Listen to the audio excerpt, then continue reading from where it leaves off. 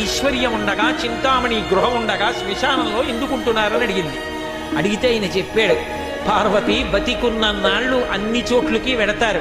ఏమీ తోచట్లేదు, శ్మశానానికి వెళ్ళొద్దామని ఎవరు రారు పార్వతి. నేనంతవాణ్ణంటాడు, పొడుగ్గా ఉన్నానంటాడు, తెల్లగా ఉన్నానంటాడు, పండితుండంటాడు, పద్యాలు నాకు నోటికొచ్చంటాడు, ఉపన్యాసం చెప్పగలనంటాడు,